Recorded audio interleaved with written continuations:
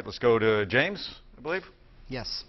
Mr. Innes, Vice President Joe Biden will be taking a tour of the Portsmouth Naval Shipyard tomorrow, which reminds us, the Pentagon says that there are too many costly military bases in the United States, but Congress won't allow them to be closed. Who's right? Wow.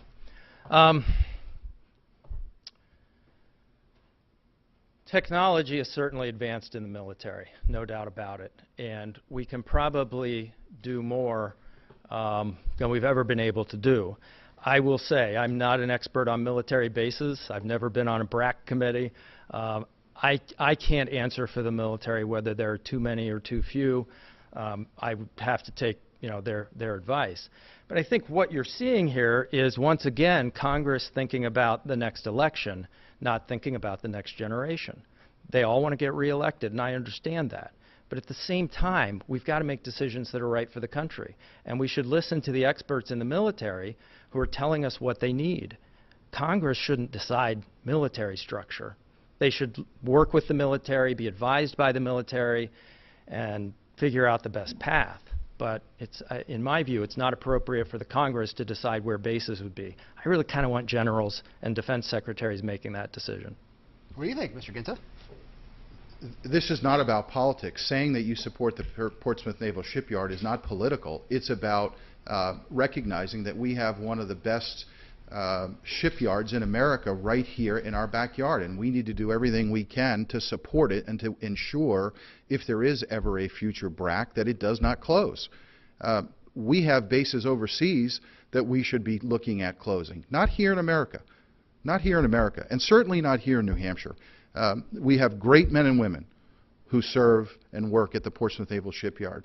They aren't just a great group of people who build ships. It's an economic engine for the seacoast, but they are regarded as amongst the best in the world, and I will do everything I can to make sure that they remain open.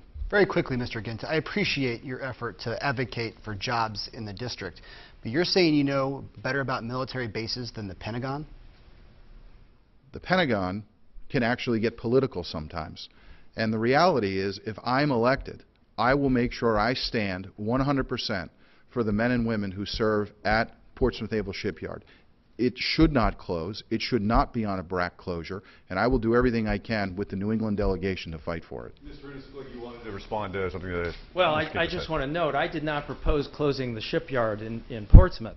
I believe that is a very efficient shipyard. Everything I've heard and read suggests to me that it would not get closed because of the high quality work of the people who work there.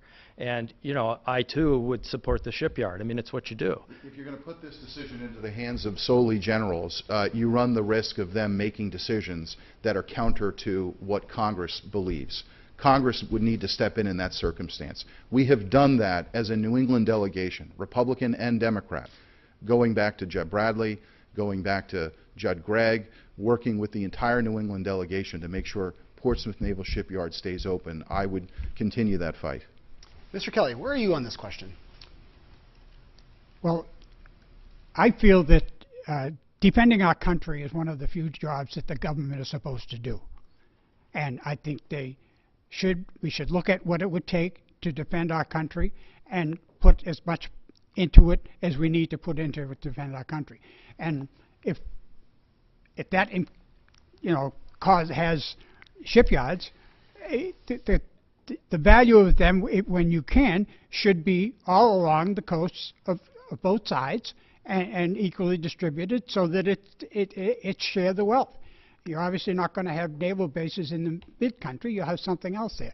But I think I can understand why the people would be looking to take care of their district and look up for their own thing.